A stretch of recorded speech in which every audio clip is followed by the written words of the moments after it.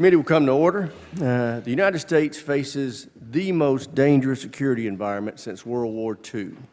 China is rapidly expanding its military power. It can field advanced systems in a matter of months.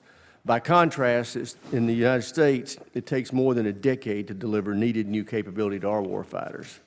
By that time, the threat has changed, the cost has ballooned, and the solution is outdated. The reality is that our defense acquisition system is failing the American warfighter. That's not just my view. Nearly every combatant commander who's testified before this committee this year said the same. Moreover, defense companies of all sizes tell us they face a maze of red tape, bureaucratic delays, and a risk-averse culture at the department that deters innovation. This helps explain why the number of prime contractors in our country has dropped from 51 to now 6.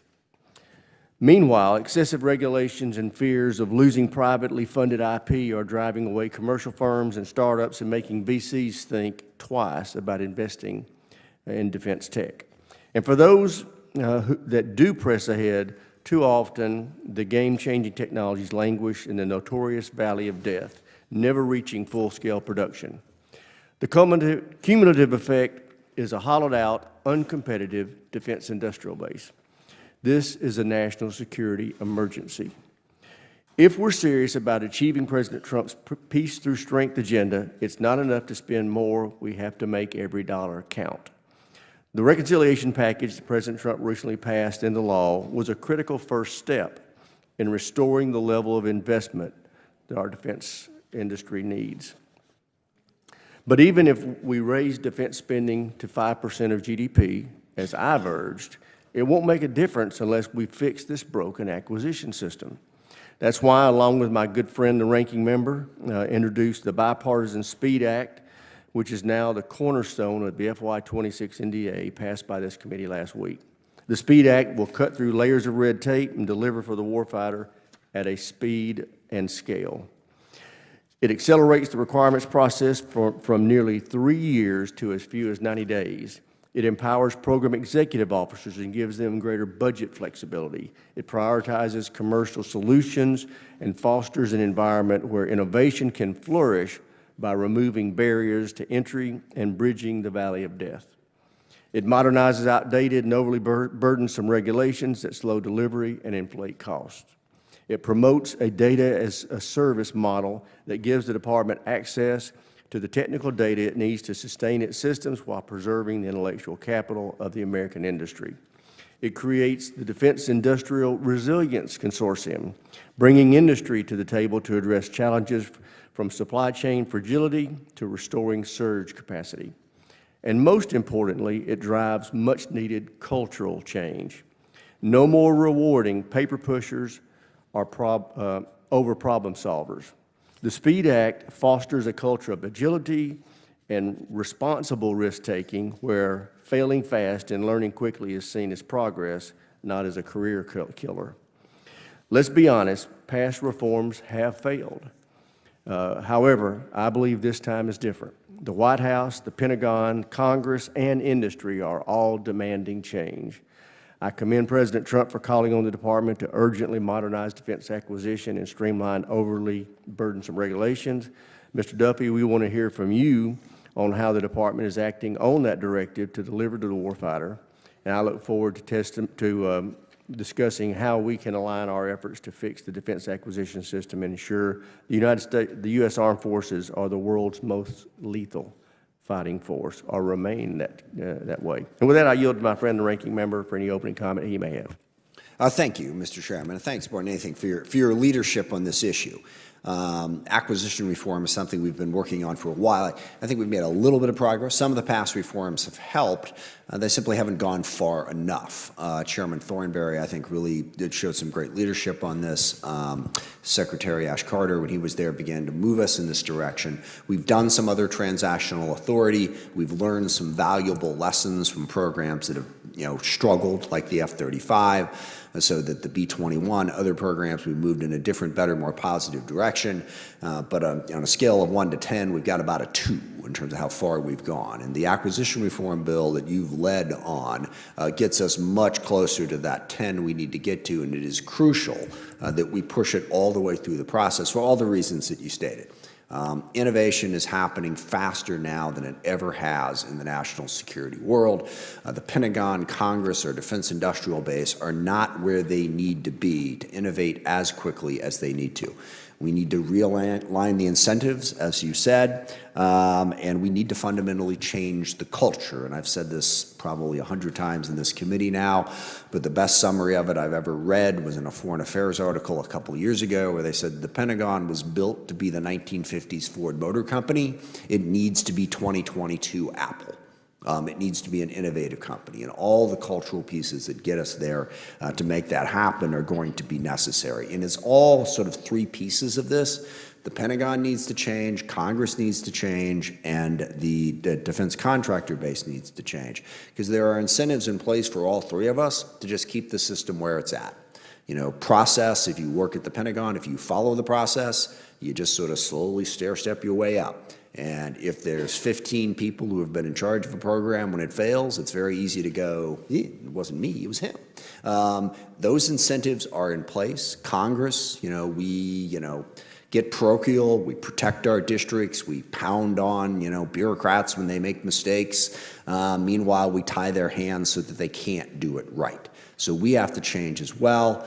The defense contractor base, if they get these contracts that just lock them in to getting paid over and over and over again, whether or not they produce a product we need, that works for them too. All of those incentives need to be changed, and the culture needs to change. We've talked about this a lot. I won't go on length about that. I just want to close by saying the one big problem here is DOD and Congress is going to have to work together to get this done. You're not going to be able to do it on your own way. And this administration, this DOD, has shut out Congress more than any other DOD administration I've ever dealt with. It's stunning. I have not personally had a one-on-one conversation with the Secretary of Defense. I've sought out meetings with the Undersecretary for Policy. I've basically been told to piss off. Okay, that's just not going to happen, which is unbelievable to me. It is not just us. I mean, I understand that, to a certain degree, this administration wants Democrats to go away. That sort of partisanship isn't that unusual. But even the majority struggles to get basic information. We have still not been told about what weapons are being shipped to Ukraine by this administration and what their plans are. And again, we've been told, not really our business. Okay? We cannot get meetings. We cannot have these consistent conversations. And that's going to be a problem in getting to the acquisition reform that we need. So I hope that improves. Now, don't have to just do what we tell you or whatever, but the basic communication has to happen. And it is not happening on an unprecedented level between the Department of Defense and the House Armed Services Committee and the Senate Armed Services Committee. That needs to change. And with that, I yield back, Mr. Chairman. I thank the ranking member, and I agree with him. This has been disappointing, but I'm optimistic that we're going to have a better path forward with Mr. Duffey. But let me introduce our witnesses. Mr. Michael Duffey is the Undersecretary of Defense for Acquisition and Sustainment. He's accompanied by one of our former staffers here on the HASC, Mr. Jesse Tolleson, Jr., who is Acting Assistant Secretary of the Army, Acquisitions, Logistics, and Technology, Mr. Jason L. Potter, who is performing the duties of Assistant Secretary of the Navy for Research, Development, and Acquisition, Mr. William Bailey, who is performing the duties of Assistant Secretary of the Air Force for Acquisition, Technology, and Logistics, and Major General Stephen Purdy, Jr., is Acting Assistant Secretary for the Air Force Space Acquisition and Integration. Thank you all for being here. Mr. Duffey, you're recognized for your opening statement. Chairman Rogers, Ranking Member Smith, and distinguished members of the committee, thank you for the opportunity to appear before you today to discuss acquisition reform at the Department of Defense.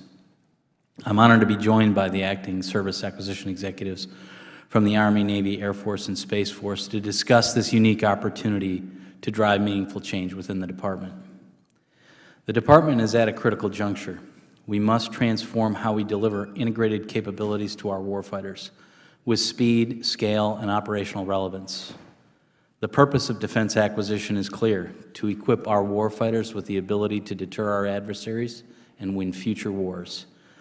The geopolitical landscape has shifted dramatically recently. We are no longer in an environment where flexible timelines and risk avoidance are acceptable. What once took a decade must now be delivered in months or weeks to stay ahead of the threat. The urgency is reflected in the SPEED Act's central objective: shortening the requirements to delivery timeline and accelerating production at scale. I appreciate the committee's bipartisan leadership in driving bold reforms like the SPEED Act. Inside the department, we view this committee's leadership as a welcome invitation for partnership and collaboration to get serious about delivering meaningful reform that will drive outcomes.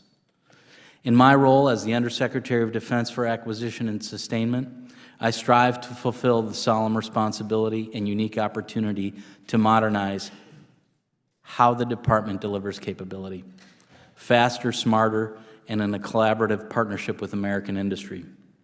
My top priorities are clear: deliver capability at speed and scale, rebuild a more resilient defense industrial base, reform outdated processes, and empower our acquisition workforce to operate with agility and confidence. Under the leadership of President Trump and Secretary Hegseth, we've launched the most aggressive acquisition reform initiative in decades.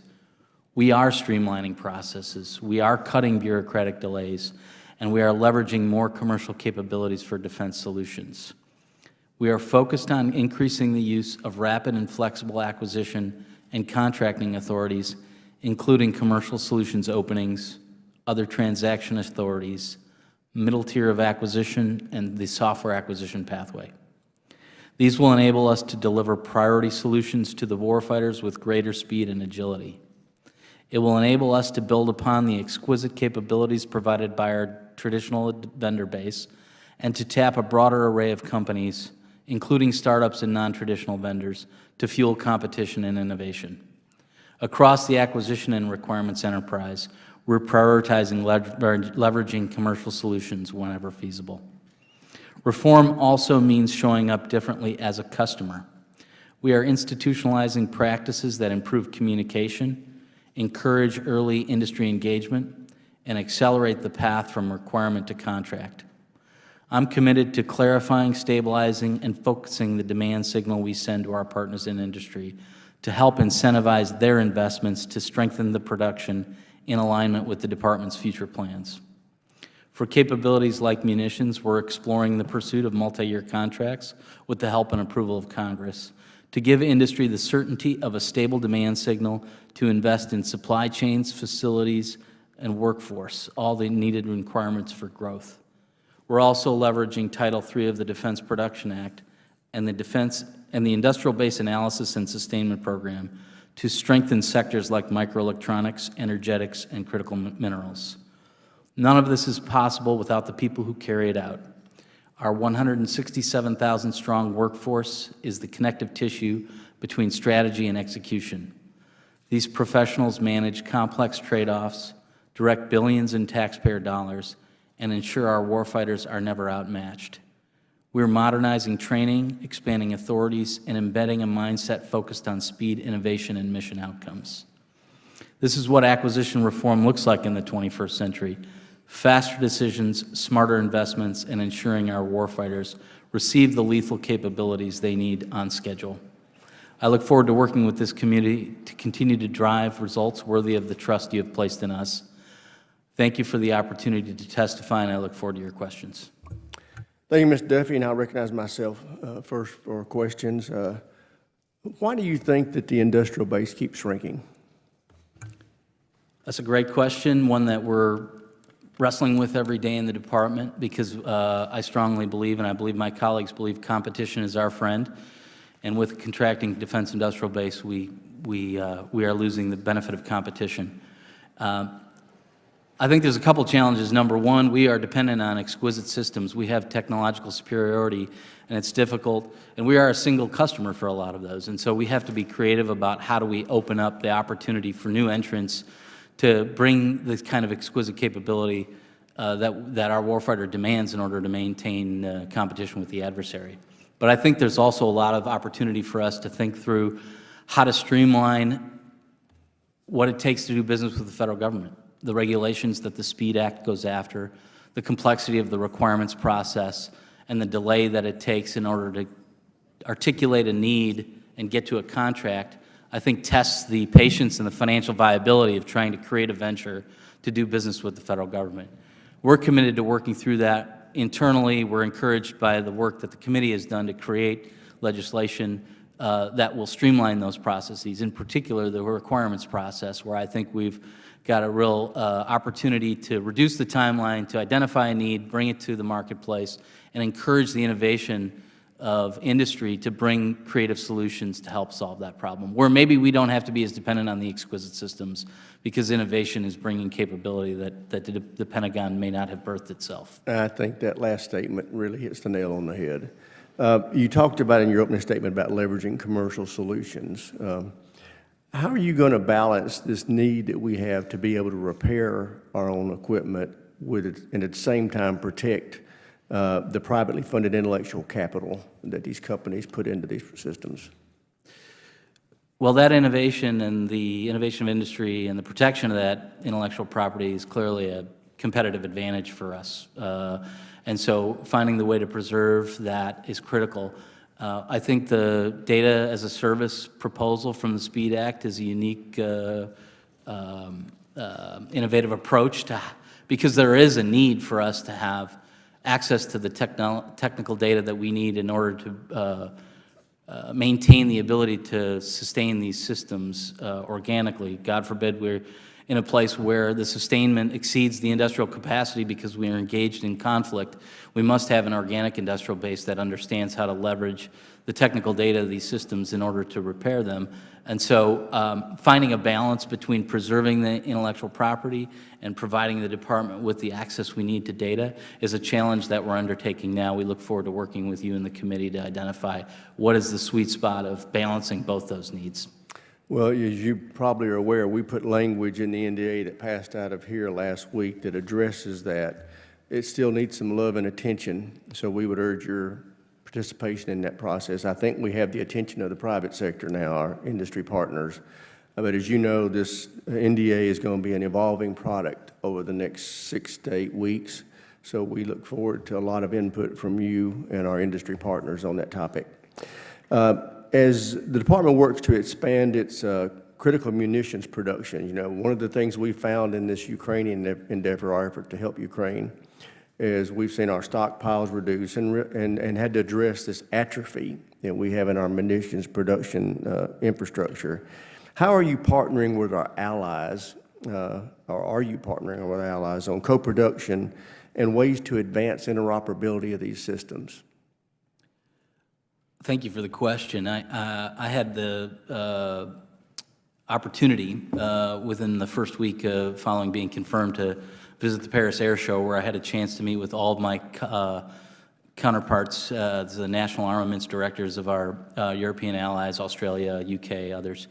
And there's considerable interest in how do we explore co-production. My sense is this is really a new area, that we do have some co-production agreements, but we don't have it quite as expansively as it could be. And so inside the department, I'm partnered with the Undersecretary of Defense for Policy to think through what are those conditions under which it's advantageous for us and our allies to enter a co-production agreement. I think one thing we're confronting as we're looking through growth opportunities in the defense industrial base, there are limitations to everything. There's limitations to raw materials and subcomponents, workforce expertise. And so thinking through how do we create an agreement and an arrangement with our allies and partners such that the sum of the whole is greater than the parts when it comes to expanding production is a key element of it. And so I think there's considerable interest. There's complexity, as I mentioned, to the calculation. Do the allies and partners have sufficient demand to justify the economic cost of establishing co-production within their industry? And so I think we are working through how do we help explore these opportunities in a way that's thoughtful. That goes to the second part of my question, though, and that's what I was really getting at. You know, the ranking member and I have traveled a lot through Europe and talked with our allies in NATO about the challenges. And part of it is interoperability. We need to all be using the same munitions so that if one of us gets into a conflict, we can use what the others have to provide. So that's part of what I'm hoping you'll push in the dialogue with these folks, is that we can all produce it. And if we will all start using these common systems, there's going to be customers, because different countries are going to be buying at different times. This is something that General Donahue, who's leading our European Army forces, has really been a proponent of, and he's got two followers, and me and the ranking member, and then that's the path forward. So I hope you'll be focused in on that. With that, I'll yield to the ranking member for his questions. Thank you, Mr. Chairman. I think the most important thing you said is the acquisition reform, the SPEED Act that we're doing gives us a real chance to make substantial changes. We want to get that right. So I think between now and when we get to that happy day, and hopefully October, November, when we pass the defense bill, making sure that we're working closely together and getting that as close to right as possible is going to be crucial. Just one follow-up on the foreign partner thing, I think it's crucial. To get to the capacity that we need, we're going to need foreign partners. So two questions about that. How do you balance that versus some of the domestic content demands? You know, we want to obviously maintain our own industry, but we're not going to get there on our own. So we need the partners. And then second, with the tariffs that have been done in a variety of different places, is the people putting the tariffs in place talking to you guys and saying, okay, how does this impact, you know, where we need to get certain key defense articles? Is the tariff policy contemplating our defense needs in that way? So there's two things there. Yes, sir. First question. I think the way I've thought about approaching this is how do we get, as much as possible, a holistic understanding of the demand across all of our allies and partners. So we've got clear understanding of what our need base is, and then we've got an FMS system that we're looking to reform under direction of the White House to modernize how we track. Sorry, but I'm more focused not sort of on how we use them, but how we build them. And how we can say, you know, okay, we can't, well, whether you're talking about shipbuilding or munitions, maybe we've got a partner, maybe Norway can build it. Maybe Australia is beginning to build Gimlers, for instance, the AUKUS deal, you know. But at the same time, we have a lot of domestic demand and, you know, we have a lot of demand for being able to make it in America. That's what I'm interested in, sort of on the development side. Sure. And I think actually understanding the demand helps on the development side and the supply side to say that we understand that holistic supply. Now let's look at what are the constraints that we face domestically to provide an industrial base that can produce at the capacity that we need, and then how do we look at extending that in ways that are value added. That's why I think it's a complex equation, but we can't be bogged down by thinking it through, as the Pentagon is often guilty of. And so I think on the munitions side, we're exploring, and hopefully this will be part of my theme throughout the discussion today, is the mission that we have is delivering capability. Acquisition reform is an enabler of us to do that more quickly. And so we are taking munitions as that pathfinder to say, let's charge forward fast, ramp quickly, and then think through how do we leverage these enablers, whether it's acquisition reform and streamlining the regulatory burden we place on industry, or exploring the co-production partnership. Because I think you'll, at least in my experience, we'll move more quickly if we're driven by this outcome-based approach to how we're thinking through both acquisition reform and co-production opportunity. So getting that holistic demand picture, I think, sort of puts out a marker for us to pursue. With respect to the tariff policy, we are certainly actively monitoring the impacts of that to defense production. I'll confess I don't have chapter and verse on how those regulatory There's a lot going on, and it changes rapidly. Yes, so sir. I can understand that. Yeah. But certainly we're my team is very attuned to how we can mitigate any impact that might have on our ability to acquire quickly. Yeah, I just think it's going to be crucial to build up our capacity collectively as an alliance. When you look at all of the needs we have, drones, missiles, ships, We're not going to be able to do it all on our own, so we really want to emphasize those partnerships. Last question. So one of the things that really struck me, the DIU and the efforts at R&D have been really kind of successful in the sense that if you're an innovative company and you've got a good idea, you've got a decent shot of getting a contract to do R&D and develop a new idea in any of 1,000 different places. Where we fall off is if that idea bears fruit and we decide we want it, the gap, the valley of death we talk about between R&D and procurement. Is solving that problem really as simple as just giving more flexible money to the Pentagon to make the quick decision and say, instead of having to change the color of money from R&D to procurement and going through a 2-3-year process, we'll just say, hey, if you like that, we're going to give you $10 billion, go buy it? Or are there other things that we need to change so that we can more quickly get to that point than when we develop a technology, when we develop a capability, and we decide, gosh, I love that, I want 1,000 of them, you can just go do it. How do we make that move more quickly?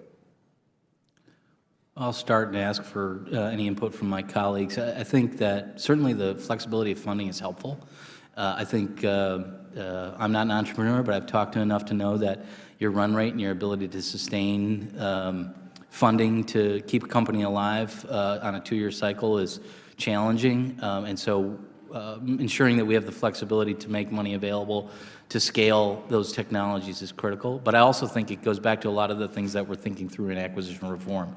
How are we placing burdens on companies? I think there's a lot of flexibility that maybe we haven't fully taken advantage of with other transaction authorities and trying to provide relief to some of the cost accounting standards to younger non-traditional companies.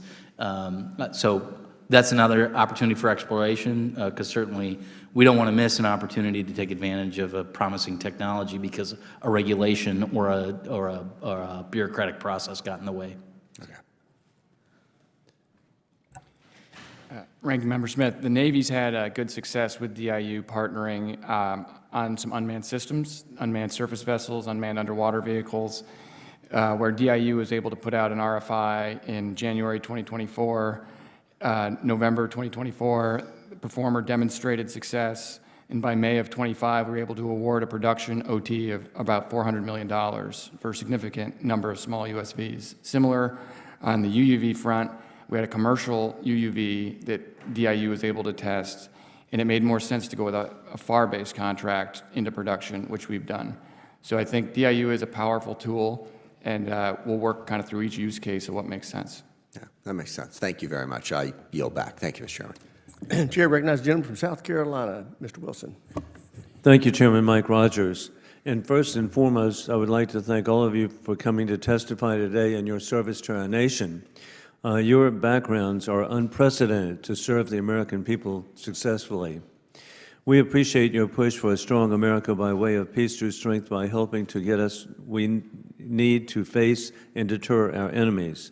We're in a Cold War we did not choose, between dictators with rule of gun invading democracies with rule of law. War criminal Putin, the regime in Tehran, the Chinese Communist Party, continue to modernize their capabilities and rapidly expand as they grow closer to one another, the largest military peacetime buildup in world history. The U.S. must remain ahead of adversaries to ensure that we maintain peace through strength. And my questions really are in appreciation of Chairman Mike Rogers' bipartisan initiatives. Secretary Duffey, from my 23 years service on the committee, sadly, we've made more attempts at acquisition reform than I care to count. Addressing the issues with our acquisition process is vital to ensuring our warfighters are properly equipped to deter enemies. Technological advances are achieved today remarkably as never before in history.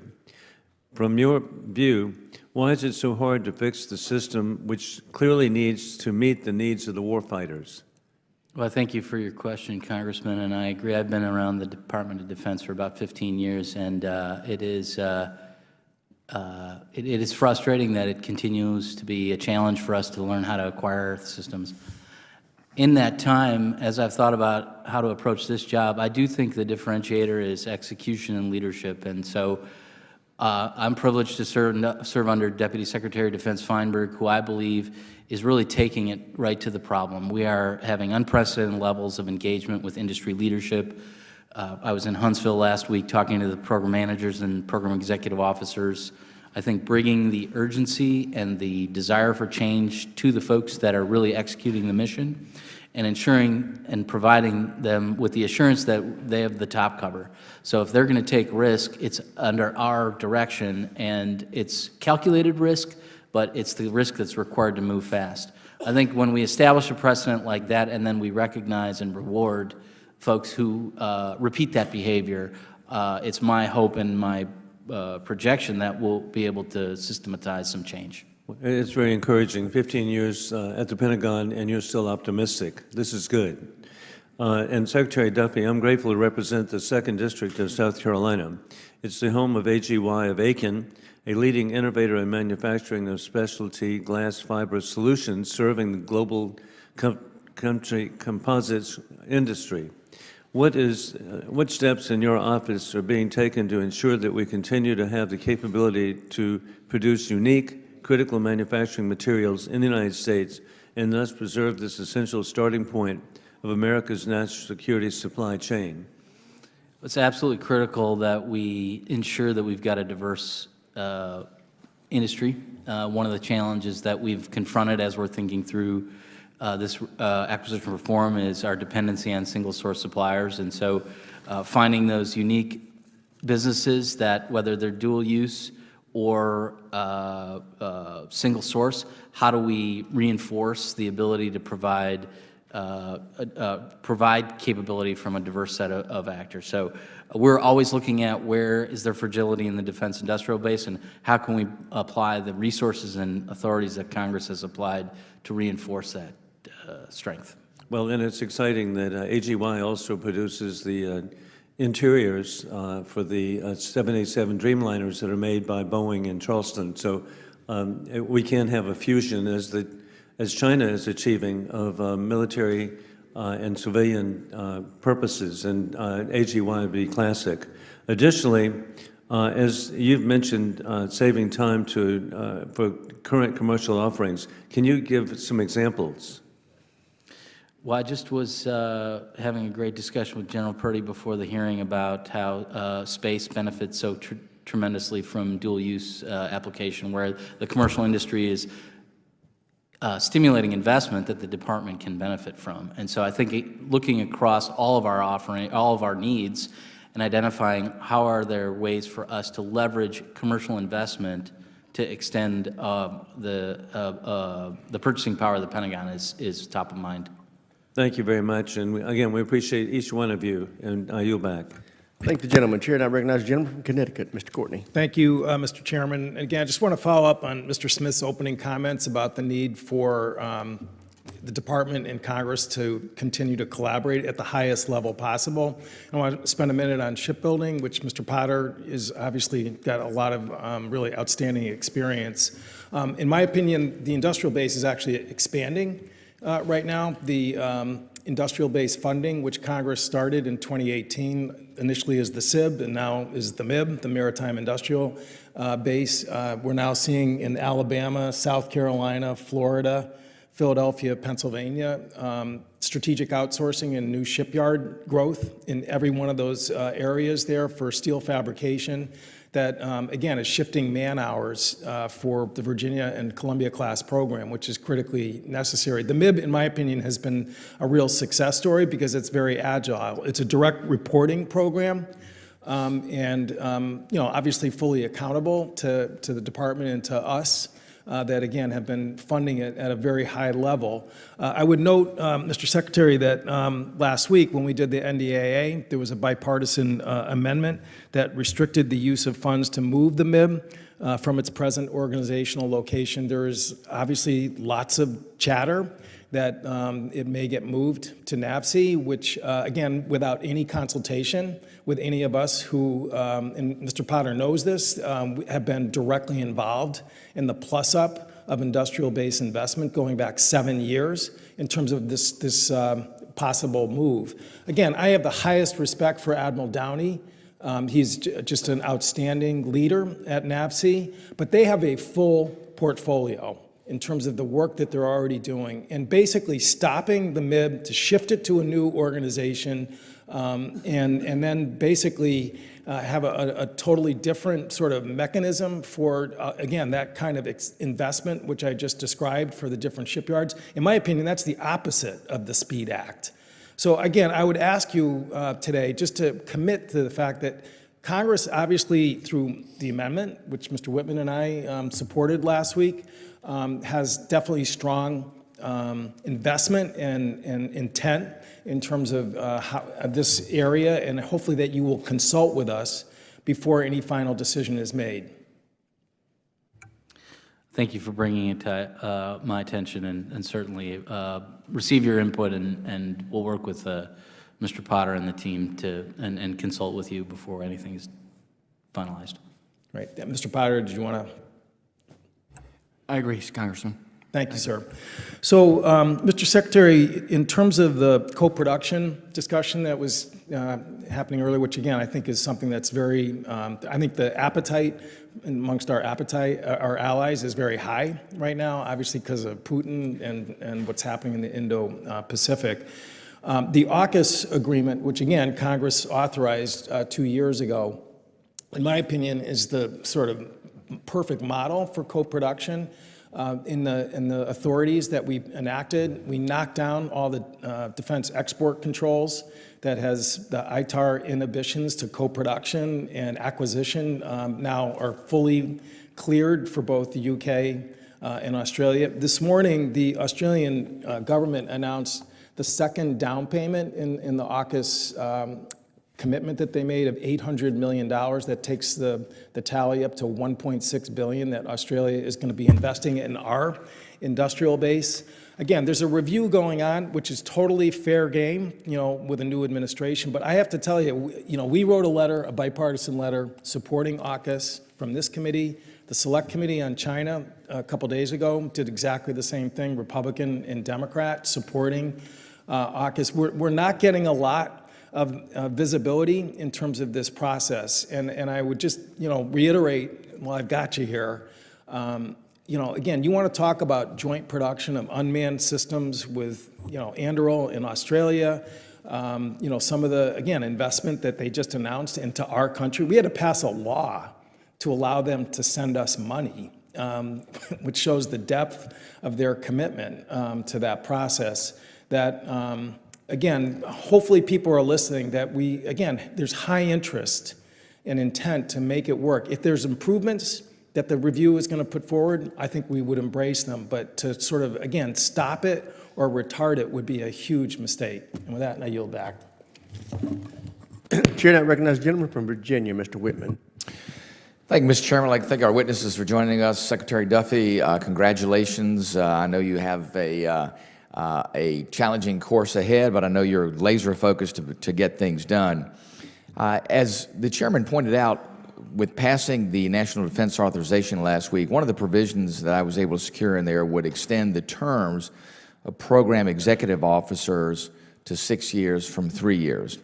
And the language clarifies this isn't about impeding promotions or about impeding career trajectories, but this is about giving our PEOs more authority over the incorporation of new technologies, have them be more forward-looking, incentivize positive risk-taking, supporting accountability. One of the great examples of that is naval reactors. Naval reactors is a 6-year billet. It is about making sure that there is a no-fail scenario there in naval reactors. That should be the standard that we put in place for all other program executive offices as well as program managers. I would argue a lot of times there's lack of willing to take risks, there's lack of willing to project things forward. In some instances, it's like if I can just get my 3 years done and get out of here, I'm going to be okay. And they don't want to take the risk necessary to really move us forward.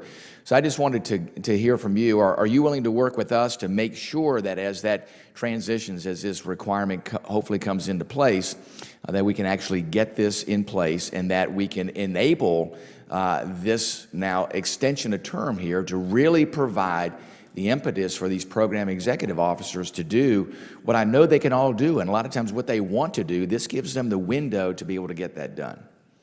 Well, thank you for your leadership on that issue. I will say that we can talk about acquisition reform, and we should, and we will, but none of it's enabled if we don't have a workforce that's empowered to execute it. Yeah. And so we are undertaking an initiative that was directed by the Modernization of Acquisition Process Executive Order issued in April that asks us to examine the workforce holistically. What are the roles, and how do we optimize that? So I think that's very aligned with your proposal. You know, I think I appreciate a couple of your comments there. Authority, incentives, accountability all need to be key ingredients to how we tackle this problem. So 100% have our commitment to work together to figure that out. That's great, Mr. Secretary, and thank you. You're right. Empowerment gives the ability for everyone to be part of that vision to move things forward. Also, in the 26 FY26 National Defense Authorization Act. There's a provision there that would scale up the successful model that's put forward by DARPA, the Defense Advanced Research Projects Agency, that allow more companies that in the qualified Department of Defense consortiums, much like the one that is in your office, the Defense Industrial Base Consortium, to sponsor facilities clearance. So to be able to get more people into the classified space so they can actually understand what are the needs. And a lot of times these are smaller companies. These are companies that, you know, don't have the ability to build their own SCIF, but they would like to participate in this. And this, I think, will help us solve a lot of problems as far as getting a wider scope of businesses interested, a wider scope of businesses that can participate, a wider scope that'll actually be knowledgeable about, you know, what's DARPA looking for, what's the DoD looking for, what are the things that we can do. And we talk about, you know, COTS and all the things we can do to bring commercial technology. Well, if the companies out there don't know what Department of Defense is looking for, if we don't give them more of a windshield or more of a place to have access, then we won't get those companies to play in that space. So I'm committed to working with you to expand those opportunities. Want to get your perspective if there are additional things that we can do in addition to the Defense Industrial Base Consortium opportunities to provide those openings for folks to understand what are the needs of the DoD.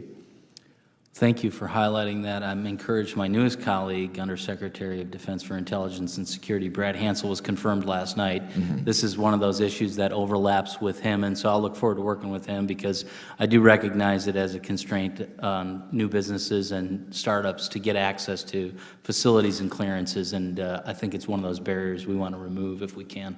That'd be great. Thank you, Mr. Chairman. I will yield back the balance of my time. Thank the gentleman. Chair, and I recognize the gentleman from California, Mr. Garamendi.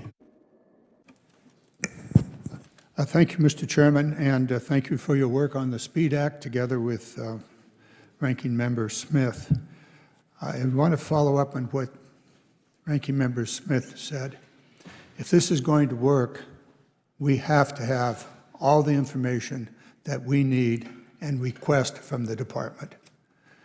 I would hope never to have Mr. Smith or any one of us repeat what he said earlier about the Defense Department, and maybe one or two of you that are on the panel simply not responding to the request. I would recommend you never, ever fail to respond to requests to this committee, particularly from the ranking member and the chair. There's a heavy price to pay, and you will eventually pay it. So I want to start with that. The weapons acquisition program that the GAO has assessed is $2.4 trillion over the years ahead. 106 programs, 79 major defense acquisition programs, 20 middle tier, 7 future major weapons programs. It goes on and on and on. Clearly, the oversight of this committee not only demands information, but requires information. There's an ongoing dispute over who controls the GAO. Let me be clear. The GAO is not your department. The GAO works for us. If you want to have a fight, we'll fight about that. Internal to the Department of Defense are multiple review organizations, many of which are being gutted, presumably in the area of faster, better. Maybe yes, maybe no, but I would be recommending caution on the gutting and the elimination of many of those internal organizations, the IG, the Comptroller General, Acquisition, Sustainment, and so on and so forth. Do they really slow down, or are they really necessary to make sure the program actually works and that the costs associated with it are appropriate? So I would urge caution as you move forward with what is a wholesale gutting of some of these organizations that are necessary to review the ongoing. We're all for speed. In your testimony, Mr. Duffey, you spoke about the consolidation. Yes, it is clearly a problem and needs to be addressed. The lack of competition at that level doesn't exist. And that's where most of the money is. Mr. Potter, you raised the issue of the DIU. It seems to work. Particularly, we'll probably hear space, major issue in space, major opportunity for space. You just heard from my colleague about some of the inability of those who might find their way through the DIU process, some of the barriers that are there, secrecy, et cetera.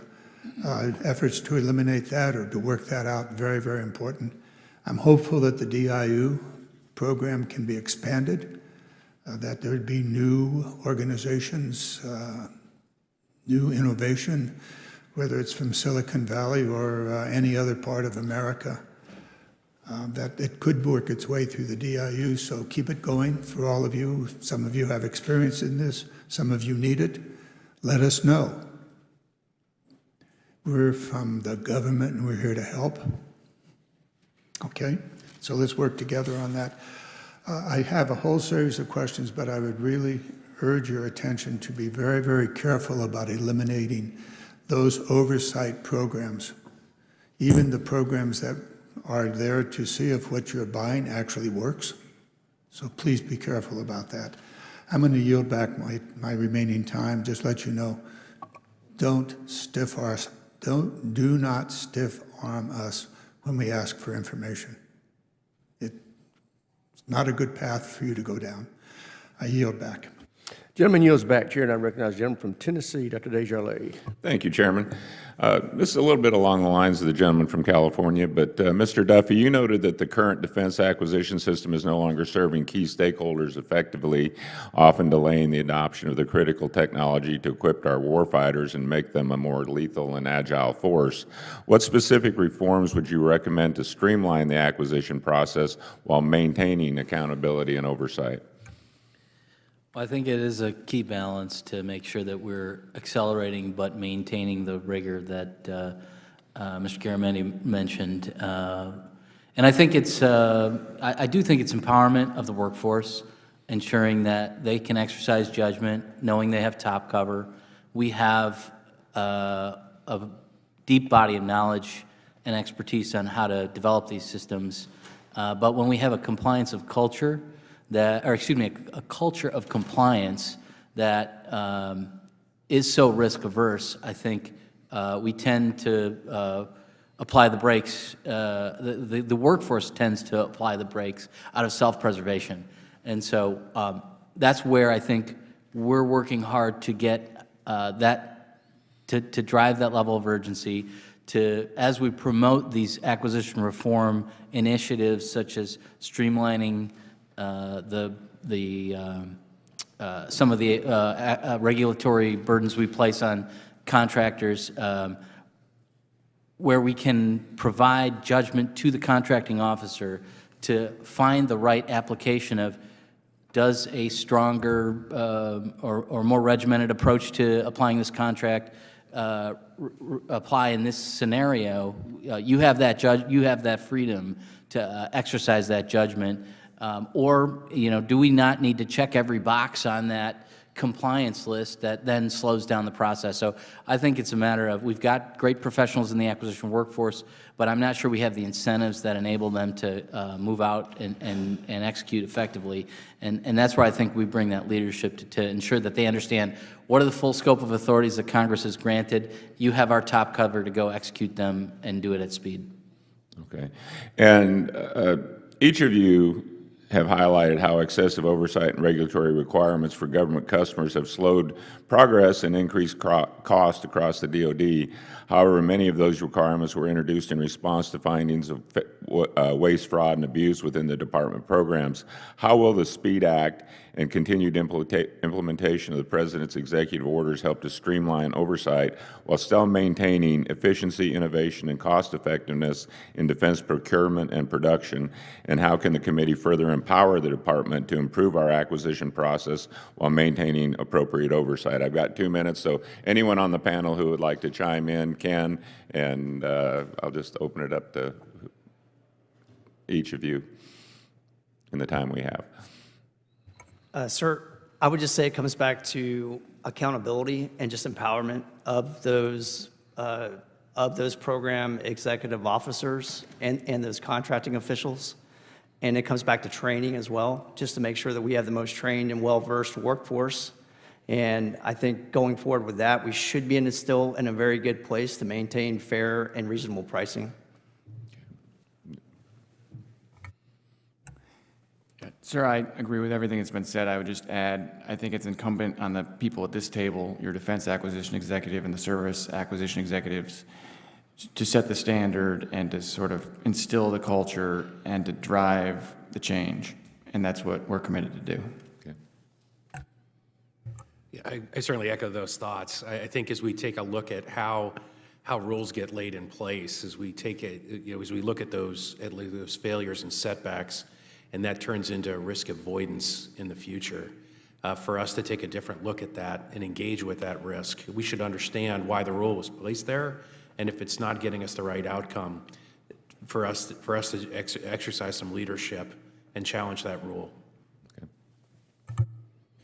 And I would echo the Secretary's remarks on a culture of compliance versus speed. That's a real key area that we've been focusing on in space in particular. And then the SPEED Act hits on a couple of key areas: portfolio management, funding flexibility, and then I would even add delegation. Those are key areas where I think that we've got examples in the last several months where, had we had those authorities in place, we might have been able to get activity done faster. Very efficient use of my last 2 minutes. Thank you all. I yield back.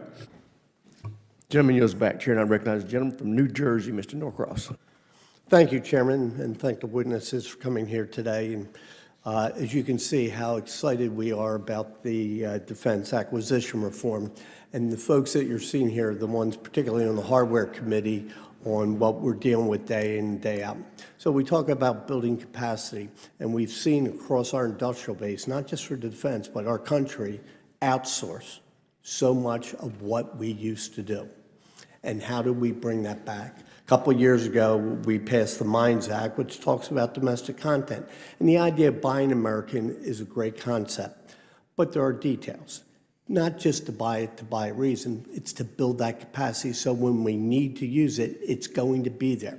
And one of the most difficult things in building that capacity is building the workforce, the skilled workforce. You don't order that and get it in 2 weeks. That takes a generation. So the idea of domestic content, incredibly important. So when we talk about the awareness the department has of, in major acquisition programs, was 55%. And there's all kinds of Swiss cheese how they can get around that. And what the Mines Act did over 7 years was to increase it to 75%. Not just for the sake of buying American, which is a great concept, but to build our capacity, not just to say for a year, but over the years. Part of that in the 24 NDAA was that we were to get a report due in December 24. That has passed. We have not received that. So, Mr. Duffey, first and foremost, will you make sure that we get that report in a timely fashion? Because the idea of not knowing what contains our domestic content is a real issue that we've been dealing with. Yes, sir. I will. We'll get that to you. And that goes on year to year, so we can understand what is coming down. Because coming through the pandemic, we learned the hard way, and certainly much of what we're doing here today focuses directly on building our capacity. I just want to shift a little bit. It was mentioned the right to repair, the intellectual property of company. So we want more off the shelf. Great concept. But then we immediately get into something that was developed by a corporation for a profit motive, and yet you want to have those intellectual rights to repair it. This is an extremely difficult issue to talk about, particularly when we're building, let's say, for a vehicle that's built on a commercially available. The idea of just turning it over is something that is going to be a problem. The F-35 is the old way. We unfortunately don't own that, and we are paying for it as we go down the road. But how do you balance the right to repair, what we need in the field at the appropriate time, versus a company's intellectual property? It can't be all cases all the way. We took a stab at this in the NDAA, but this is going to be an ongoing issue, particularly when you're asking off the shelf. How are you going to deal with that?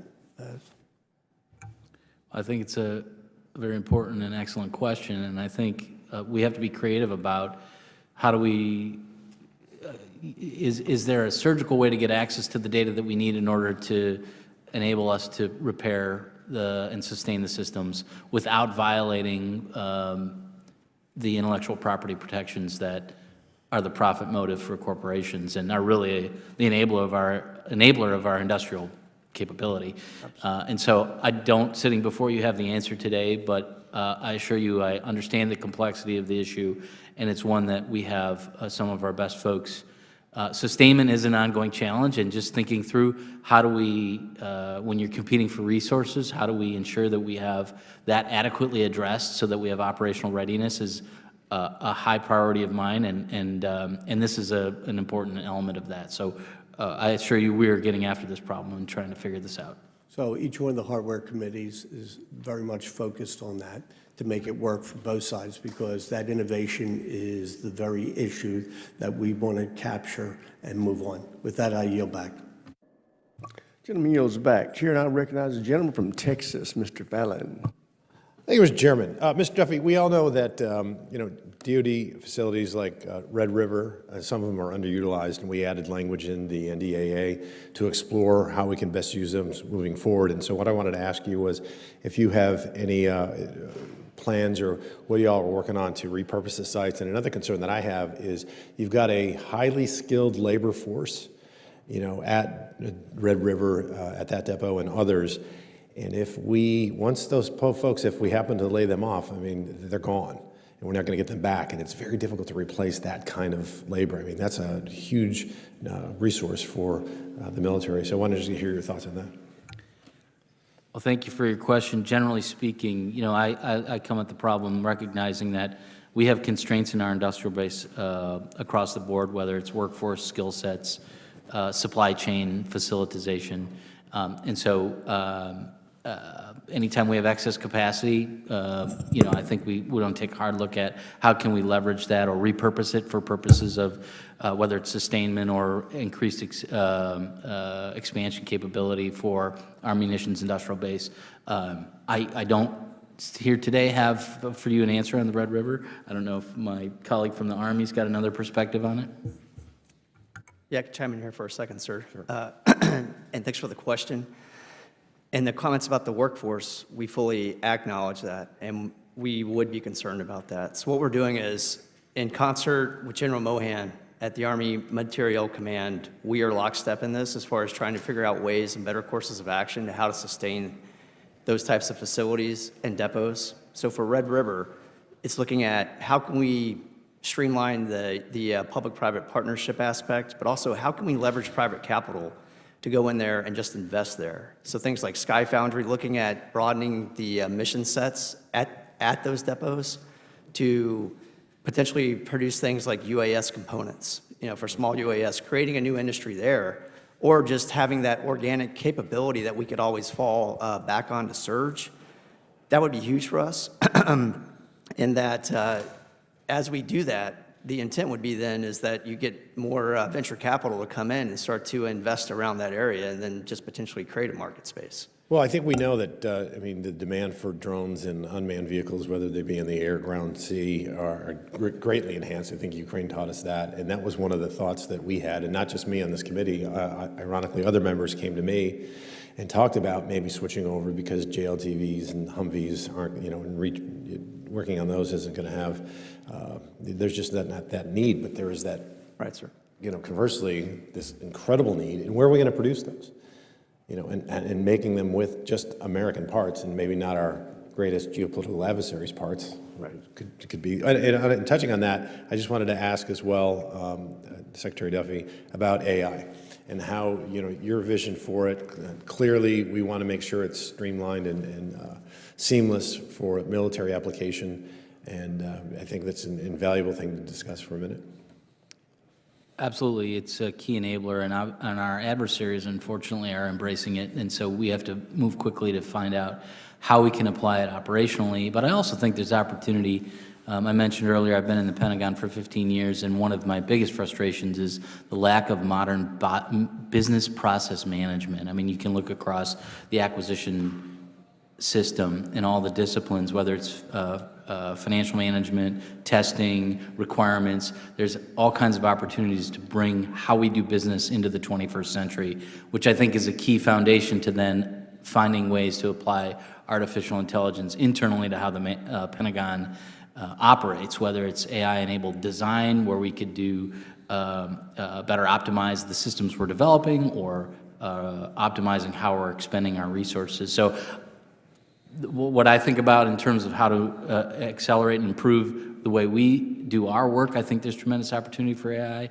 And then certainly with respect to enabling operations and finding ways to apply it responsibly in the deployment of our systems and in our operations is an area where I have less visibility and expertise, but I know we're actively pursuing opportunities to enable the warfighter who can help us identify ways to apply it to improve how we win and fight wars. Yeah, I kind of didn't think of it that way. AI can help us use AI more efficiently for the DoD. So thank you very much, Mr. Chairman. I yield back.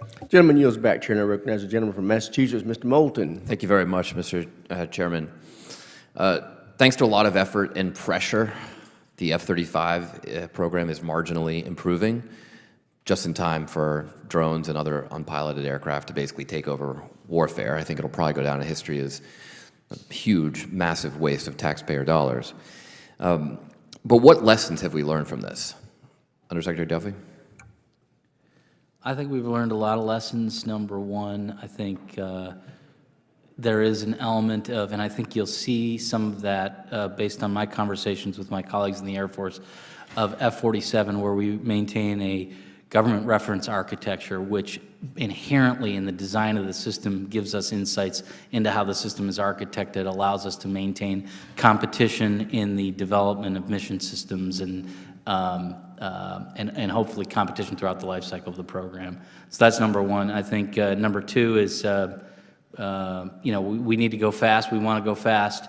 But the risk of concurrency in pursuing technologies that are not fully mature yet, trying to incorporate them into a weapon system can end up slowing us down. So I think it's having the expertise to apply the judgment to find how can we accelerate and how do we need to just slow down a little bit and make sure we're doing rigorous evaluation of how to deploy mature technologies into systems that doesn't delay us in the long run. Another problem with the F-35 is that they tried to get a part in every state. And that's one of the reasons why it's taken a lot of effort for Congress to apply pressure, because there are a lot of colleagues who don't want to lose that business. How are we going to fix that with the F-47? Sir, I might defer to my Air Force colleague on the acquisition strategy on the F-47. No, I appreciate that as well. The idea of, like Undersecretary Duffey had just mentioned, the approach there regarding the government's understanding of how the work will be done by Boeing, in this case, what are the suppliers to those guys? Are they really the best in class? Are they really performing? Using an open architecture so that if one isn't performing, what are the alternatives? Maintaining a base of potential suppliers so that we are not completely locked in. So let's talk about that base for a second. In the last 30 years, DoD has dropped from 51 prime contractors to 5. Do you believe that this is an over-consolidated market? Or are there things that DoD should do to increase competition under Secretary Duffey? I absolutely think competition is critical in ensuring that we're preserving competition when we're thinking about, it's a challenge, right? You want to always pursue I'm sorry, go ahead. Well, should previous administrations have pursued antitrust litigation, or what? Like, how do we prevent this over-consolidation? My focus is going forward, and I think it's how do we think through when we're making acquisition decisions, and I do think F-47 is an example of the new kind of thinking that we need, where we're not surrendering the entire architecture of the system and the acquisition strategy to a single contractor, where we can maintain diversity in a single platform and participate in the competition going forward. And I agree with that, but if there are only a handful of contractors, then you're kind of back in the same position. So how do we prevent this over-consolidation in the industry? Well, I think that you will always have a need for these exquisite systems for traditional vendors who can bring together a supply chain workforce, all of that. But I think that in this case, where you have a more open approach to those subsystems, you can be diversifying the industrial base actively as a government, where you're more participatory in who are the suppliers that are providing those subsystems. And it's that stepping stone from a subsystem to a prime it's a required, I think, for growth of the defense industrial base. Mr. Bailey, did you want to add something? Yeah, sir, if I could pile on as well, because certainly along those lines, right, you have only it is very capital intensive to go through, to have facilities to be able to construct all those things. So we look at other opportunities in the industrial base at those subsystem levels, certainly. But that's not to totally forget that we can create more opportunities to bring new entrants in or scale smaller ones. And we see that in our collaborative combat aircraft program, where we have the companies that are performing in there are not from that traditional ilk, right? And they are looking at how to build complete systems. And then the question for them is, now we take a look at their ability to produce on those as well. Great, thank you, Mr. Chairman. The gentleman from Massachusetts brings up a topic that's going to take a lot of time for this committee in the future. That is a huge challenge that he just addressed, that we really don't have the solutions to, but we're going to have to figure it out if we're going to be able to meet the threats that we have. But with that, I will recognize Ms. Kiggins from Virginia. Thank you, Mr. Chair, and thank you to our hearing panelists today for being here. I appreciate the work that's being done to speed up the acquisition procurement process. We hear a lot of complaints about it. I represent Virginia's 2nd District, so home to the Atlantic Fleet with the Navy. We've got the East Coast Master Jet Base down there. Just wanted to talk a little bit about future of naval aviation. I'm starting to sound like a broken record from this seat every single hearing, talking about the money or lack of money that's been allocated to naval aviation specifically. And I think our prior question was a great lead-in, because we are hearing a lot about F-47 the project, and I know that Department of Defense is now talking about taking money away from our FAXX program, putting it towards F-47s. I've got an aging fleet of F-18s at Naval Air Station Oceana. I have no commitment from the Navy about the home basing of F-35s even there. So I know that Congress has been very clear and allocated and appropriated over $1 billion for this FAXX program. I've been told by Navy leadership time and time again about the future of naval aviation really rests on the FAXX program. So I just wanted to know when this is going to be cleared up and when Congress will be reassured that this proposed program will be executed. And I'd like to hear from Mr. Duffey and then Mr. Potter. Well, I think that's an ongoing discussion within the department. Is the president made the decision to go with F-47. There's a continuing discussion about FAXX and the opportunity on the Navy Air, and so I would defer to Mr. Potter on more detail. Yeah, thank you, sir. Congresswoman, as you know, the Chief of Naval Operations has a requirement for sixth-generation aircraft for the future carrier air wing, and the department's committed to getting our warfighters the sixth-gen aircraft they need as soon as possible. The stakeholders across the DoD are working to manage the risk across FAXX and other programs to make sure none are delayed, and we'll expect to have a way ahead in the near term. It's an ongoing discussion, as the Undersecretary said, within the department, and we look forward to continuing to work with this committee on it. Well, when we talk about taking that money from the Navy and we can't use F-47s on aircraft carriers, so I need more of a commitment, more of decisive leadership coming from the Navy saying that we are going to prioritize that East Coast Master Jet Base either in the form of F-35s, in the form of FAXX. Congress could not be more clear in our piece of the puzzle and our being a balance of one of our branch of our government and where we want that money allocated. So it is a further discussion, but when you talk about timeliness, and I know this whole hearing is about the timeliness of acquisition procurement, I'm out of time on my naval aviation side. My Hornets are over 30 years old out there, and they've been a great fighting platform. But when you look at what we're faced with our potential China fight, I need FAXX, I need F-35s, I need to get them in the hand of my carrier air wings on the East Coast Master Jet Base. Oh, by the way, we only have 2, West Coast, East Coast. Please prioritize that. I want to a little bit talk about shipyards, my remaining time, just because I have a lot of those in Hampton Roads as well. Just wondering about if there's any appetite for public-private partnerships. We talk about the infrastructure needs, infrastructure upgrades at Navy shipyards under the Shipyard Infrastructure Optimization Plan, SIOP plan. Mr. Duffey, is there any appetite for maybe a public-private partnership? Because I feel like that might be the quickest way to get some of these infrastructure repair work done. Very happy to explore the public-private partnership model. Shipbuilding industrial base is a big challenge, and I know that Congress has made a significant investment to ensure that we've got modern facilities. The Deputy Secretary of Defense is working in partnership with the Secretary of the Navy on exploring all options to ensure that we have a workforce and an infrastructure base that can support the needs of shipbuilding and ship maintenance. And so happy to, open to all ideas on that.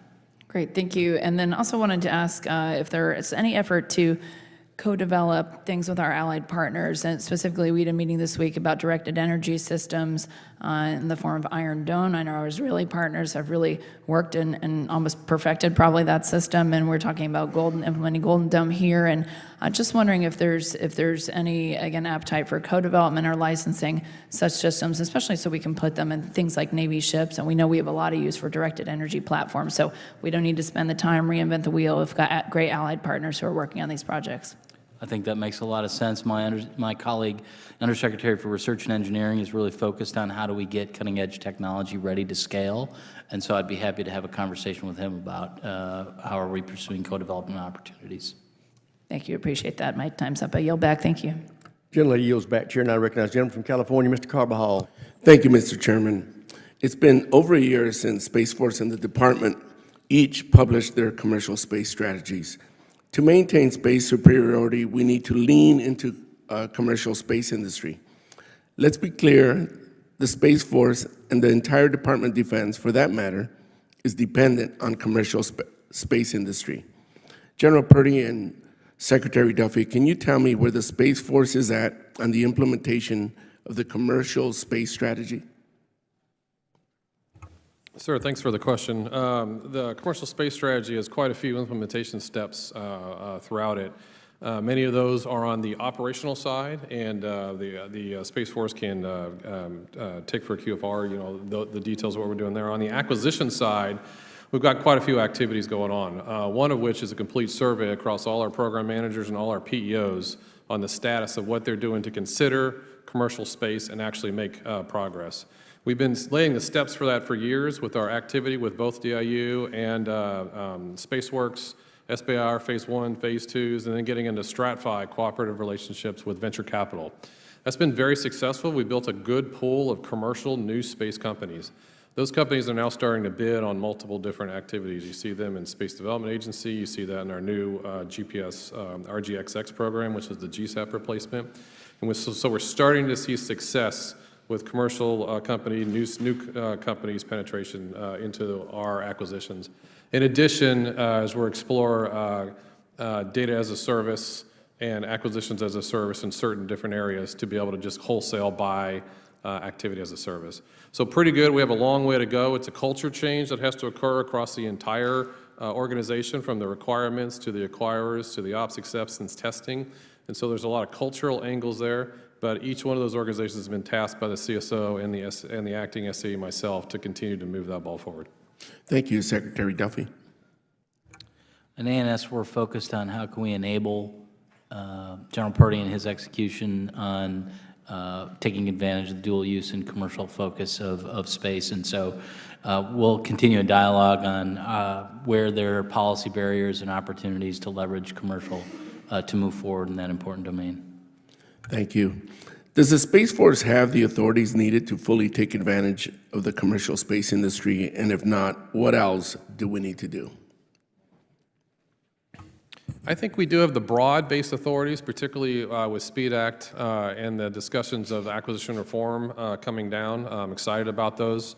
One of my main focus areas, and Secretary mentioned it, is its compliance culture versus a speed culture. We still have across the department, and particularly in Space Force and in the functional areas, compliance culture, and it's based on the incentives of the individuals. It's not for any lack of malice or whatnot. Many of the individuals are trying to do as best as they can, follow the rule sets and regulations that they can, while also delivering as much capability to the warfighter as they can. And therein lies the dichotomy. Many times we focus on as much capability as possible, which ends up slowing our acquisition because we want that extra couple of percent. A culture of speed and a culture of commercial is about good enough. It's about requirements that are good enough that we can get after that commercial capability. So we continue to move that forward, and I would argue it's as much a culture, if not more a culture discussion, than an authority discussion. Secretary Duffey, anything to add? Well, I think General Purdy hit on it pretty well, especially when it comes to whether it's the SPEED Act or the internal workings within the department to provide greater flexibility under requirements. I think that will give us the pathway to take better advantage of commercial technologies which may not have been inherently designed to meet military needs but are good enough for us to be able to leverage much more quickly. Thank you. I'm going to ask you to think for a minute. Can you give an example of both a success and a failure of commercial space integration and any lessons we learned? Okay. A couple of successes that I would poke at would be starting success. We haven't seen the fruition of that. When we stopped the GSAT program and we moved into a commercial-based model, we took requirements off. That allowed us to go from a classified activity to an unclassified activity and to get after commercial and hopefully even foreign military sales. That is a success to start that acquisition program. I would argue that the NSSL Phase 3 activity that we stood up for launch, particularly Lane 1, is all about setting up a structure success for commercial. And I struggle to come up with a failure right off the top of my head, sir. Thank you. I'm out of time. I have a couple more questions that I will submit to you. Mr. Chair, I yield back. I thank the gentleman. Chair recognizes the gentleman from Indiana, Mr. Mesmer. Thank you, Chairman, and thank you, members or witnesses, for being here today. General Purdy, you've previously discussed OTAs in front of this committee and how Space Force has increased the use of OTAs by 470%. As the DoD works to implement Golden Dome Initiative and modernize defense acquisition, what lessons learned can you share on using these innovative authorities in bringing space programs from RFI to award to development and eventually production? So, sir, from initial discussions with General Gutlein and the team, particularly on the SBI, the Space-Based Interceptor piece, we continue to use all these lessons learned and continue to go forward. They intend to be as fast as possible. They've already hit commercial a couple of times in those areas. So constructs like OTAs, which are exactly correct, 470% increase in the last couple of years on the Space Force side. Constructs of MTAs, which are the acquisition kind of broad strategies, allow you to move fast. Contract mechanisms like CSOs, which have also increased by over 300%. Those serve as baselines. And then on the SBI piece, they're looking at really additional novel ideas like prize activities, cooperative work with industry, where they're leveraging industry development. And then I think I'm going to go back to that requirements element. We're not trying to gold standard and define the requirements up front, but broadly speaking, what are we trying to get after, and let industry bid to those pieces. And then we have the maturity and flexibility to pick different elements that might have different levels of capability, but each provide their own uniqueness and bring those forward. And finally, the opportunity to have multiple winners in the end game and not just a one and done, I think is critical. It allows you to have, continue to build that industrial base and allows you extra resiliency. Okay, excellent, thank you. I applaud your statement in your testimony highlighting how OTAs can expand participation in the defense ecosystem, accelerate innovation to meet our modern day demands. As stated by the Modernizing Defense Acquisition Executive Order, the DoD should prefer commercial solutions and have general preference for OTAs over other streamlined authorities.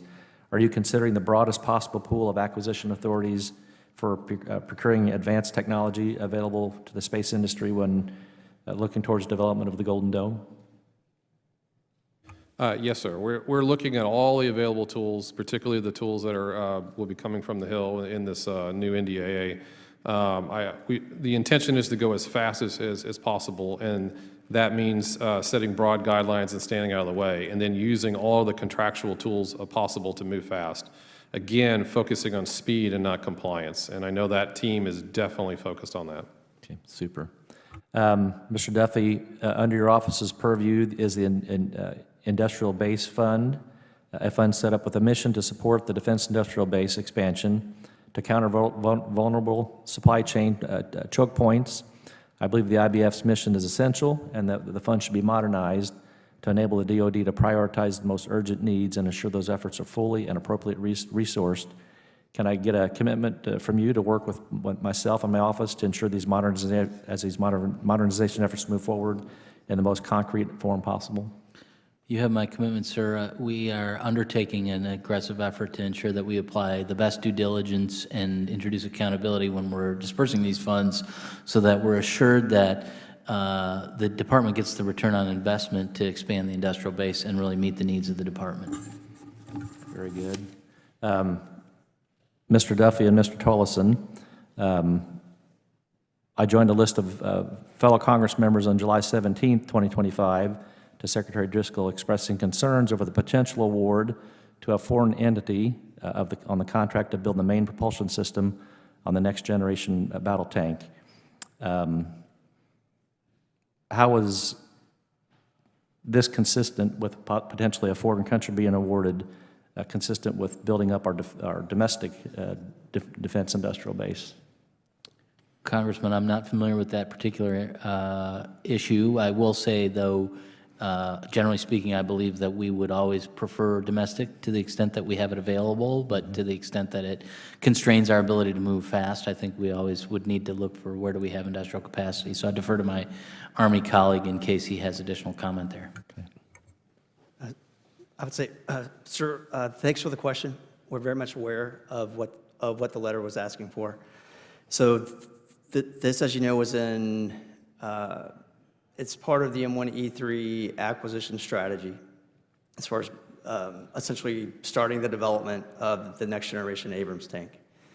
The way that strategy is set up is the prime contractor is sort of the lead systems integrator, and they were in charge of picking their subs. And one of the subs that they chose to go with, my understanding, they went with a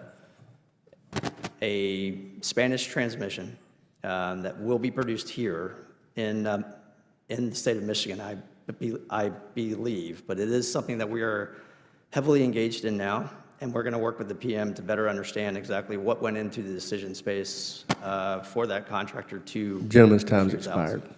Chair recognizes the gentlelady from New Hampshire, Ms. Goodlander. Thank you, Mr. Chairman, and thank you to our witnesses for being here today. Mr. Duffey, I really appreciate your testimony about the importance of competition in the defense industrial base, and I'm grateful to the chairman and the ranking member for their leadership on acquisition reform, which is such a crucial part of promoting competition, which is going to go to the heart of cutting down on waste, fraud, and abuse, and it's going to strengthen our military readiness across the board. I wanted to ask you, just thank you for your written testimony on the major defense acquisition program reviews that are underway. From your testimony, I take it that these reviews are still ongoing. Is that the case? That is correct, yes. And I did notice that it's a 90-day review, so I'm just curious if you have a sense of, from the April 9th executive order, when you expect your review to be complete? So we do have an initial review that we're working through that will support deliverable to the White House. I know we're a little late on that, but we're working towards that initial review, which was a combination of conversations with the programs and an analysis of the data that's available. But I think we're viewing the MDAP review process as continuous, right? It's a constant opportunity for us to evaluate the performance of those programs and engage with those program leaders to ensure that we're providing the top cover and support they need to execute. I couldn't agree more. It should be an ongoing review. How many programs are you looking at overall? Is it 72? That's correct, 72 MDAPs. And can you tell us now, of these programs that you've reviewed, are there any programs that are on schedule? I'm sorry, I don't have the aggregate data. I'd be happy to provide that to you. I do believe we do have some successful programs that we're championing, like the B-21 is one that I believe we have, Mr. Bailey may correct me, but I believe we view that as a model program that performs on cost and schedule. That's great. Well, be eager to hear what you're learning throughout this review and ways we can work together to raise up the gold standards, and to identify and raise up the gold standards. You know, I wanted to ask, there have been some questions about the right to repair. This is something I'm very passionate about. I'm grateful that this has been a truly bipartisan issue. When I think about it, it really goes to the core of readiness. It goes to the core of cutting down on waste, fraud, and abuse. I want to ask you, as we look at, there are, of course, some technical issues to work out, some big questions about how we balance priorities and imperatives, but as we look towards implementation, I'm curious if there are particular systems that come to mind for you that you would say we should be focused on and prioritizing as we work to maximize readiness and reduce the risks to our service members? I'm not sure that I've got a specific system, but I can talk you through kind of the thinking, right? I mean, the one, of course, priority is the criticality of systems to the warfight, right? All our systems are important, but which ones are critical and how does that measure against the current operational readiness? And then how does that measure against our dependency on ensuring that they're sustained? So I think that would be part of, as we're working through those MDAP reviews, not just thinking about where are we in terms of developing and procuring those systems, but how are we thinking about what it would be required for us to maintain a whole of life cycle plan to address sustainment and I mean, traditionally two-thirds the cost of a weapon system is in the sustainment of it. And so ensuring that we're thinking ahead when we're acquiring a system to manage the cost and the ability for us to sustain that system throughout its life cycle needs to be paramount. Well, I thank you for that and look forward to continuing the conversation. You know, my home district, New Hampshire, is home to a number of small businesses that are really crucial to our nation's submarine and shipbuilding programs. These companies are really at the core of supporting DoD and the Navy in meeting their 2+1 Virginia-class and Columbia-class submarine manufacturing goal. In the past few months, I know the department has awarded a number of contracts to prime shipyards to cover large inflationary cost increases over the past 5 years. Small businesses in my district have said that they're facing the exact same challenges. So I wanted to ask you, Mr. Duffey and Mr. Potter, too, and I'll ask you this on the questions for the record, too, but I'm curious to know more about the department's approach to assisting small businesses, second and third tier suppliers like the ones in my district who are also experiencing these challenges. And those answers have to be for the record. We are now going to go to the gentleman from Minnesota, Mr. Finstead. Thank you, Chairman Rogers and Ranking Member Smith, and thank you to our witnesses for being with us today. Throughout your testimony and through your answers to my colleagues, we have heard about the approaches that the Department of Defense is taking to ensure that we are delivering integrated capabilities to our, to our warfighters at speed and scale. And I applaud your efforts and steps you are taking to streamline our DoD acquisitions process and integrating more small businesses into our defense industrial base. The importance of a strong acquisition process has been made abundantly clear. Mr. Duffey, while the DoD's push for right to repair aims to improve sustainment, as you just talked about a little bit, to cut costs and boost readiness, I'm concerned it creates significant business, legal, and technical challenges, particularly for small businesses and non-traditional suppliers. The debate is difficult because intellectual property law is complex and nuanced, and that's why it's so important that we take a look at some of the proposals, because some of the proposals out there are really all or nothing.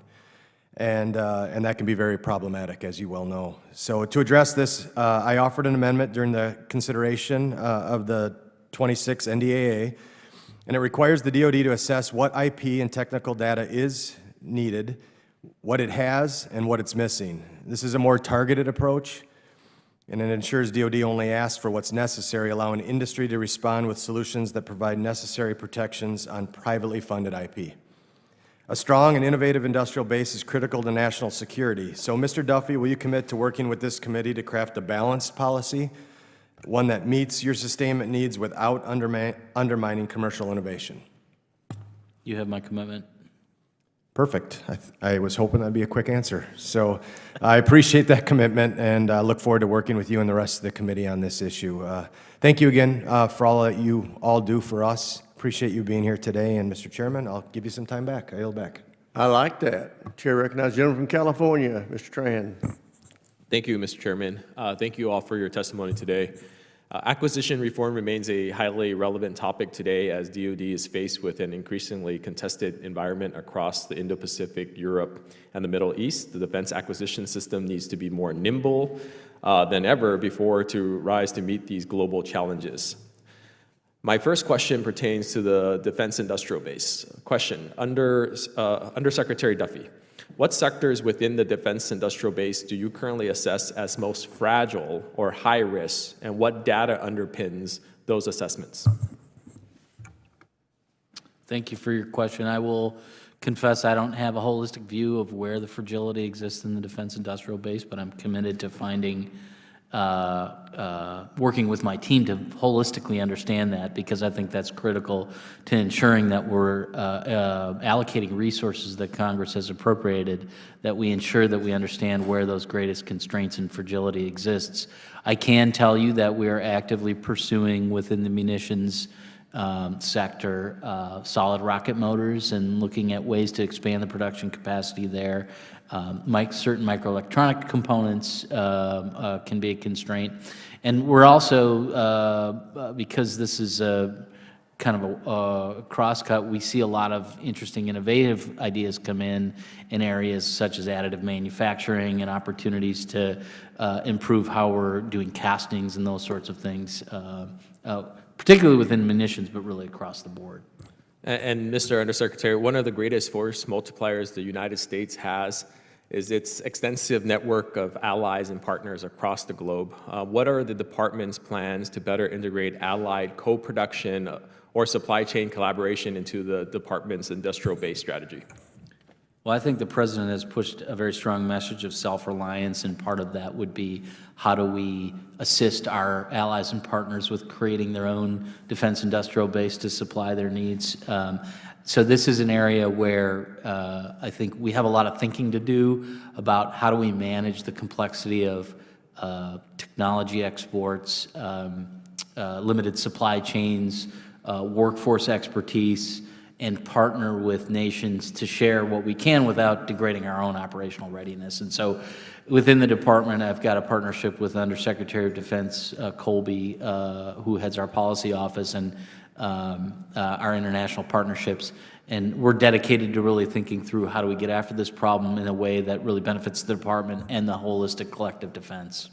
Thank you for that. And like a few of my colleagues here, I'm also interested in the right to repair issues and its impacts on acquisition costs and flexibility.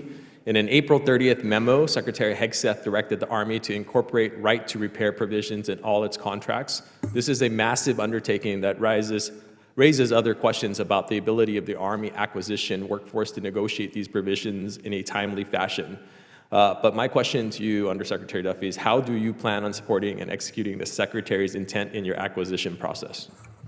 Well, I think the direction, as we've spoken about today, does maintain some flexibility on how do we pursue the data that is required to enable the sustainment of the system while still respecting the need to protect the intellectual property that's privately funded and is really an engine of the innovation that we are dependent upon.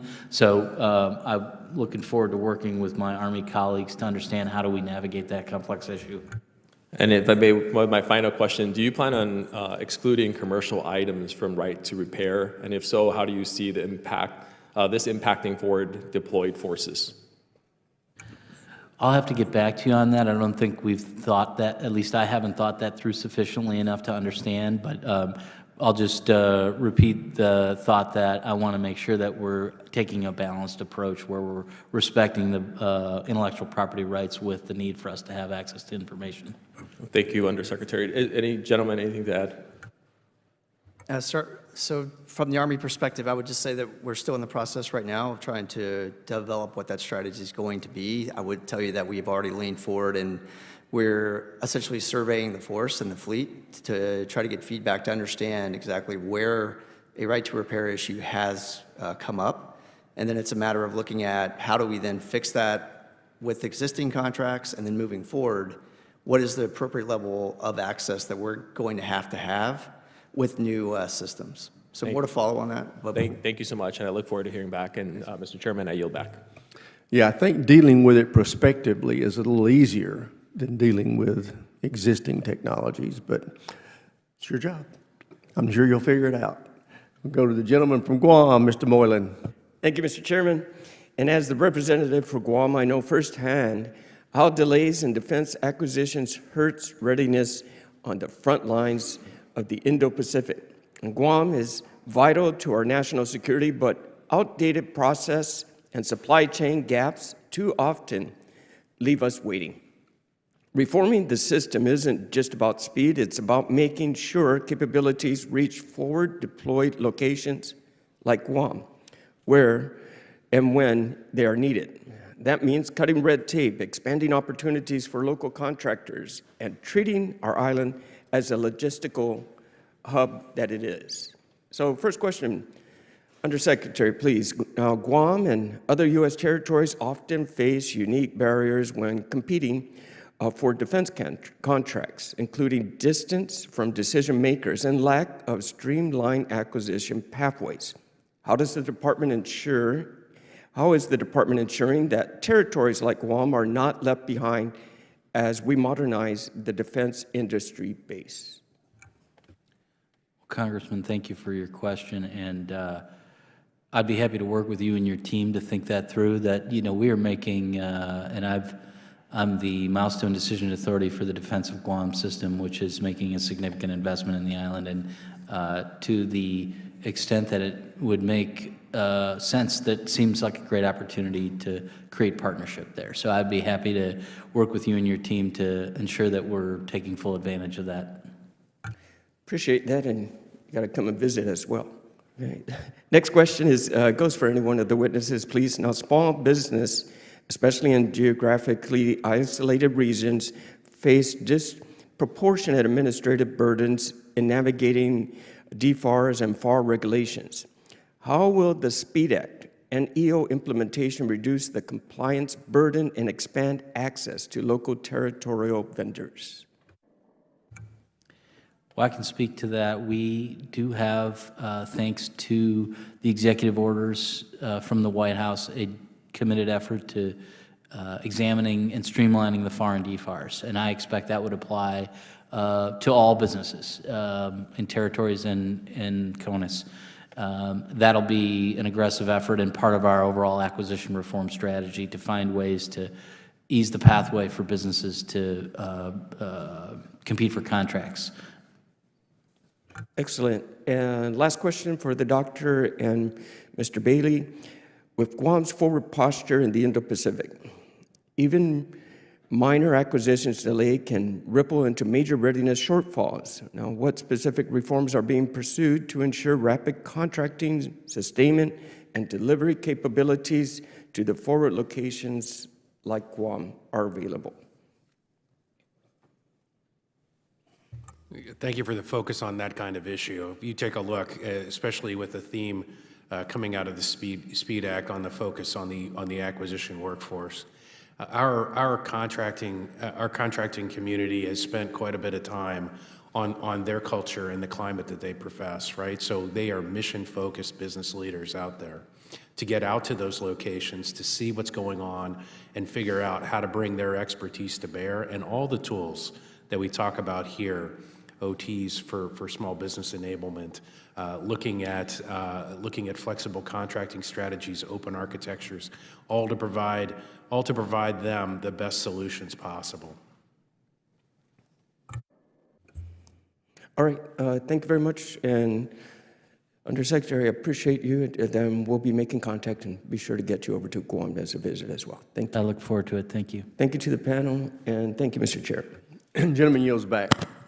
As you can tell from today, acquisition reform is our overwhelming focus this year. It's not only bipartisan, it's bicameral, and we want to work with the department, and I take you at your pledge yesterday on our telephone call and your comments today that going forward, we're going to have much better communication because we're on the same team. We're not adversaries. We're trying to all get us to the same place. So I'm optimistic, and I thank you for your testimony, your participation today, and I'll yield to my friend, the ranking member, for any closing comments he may have. I agree with everything the chairman just said. So thank you for having the hearing. Yield back. We're adjourned.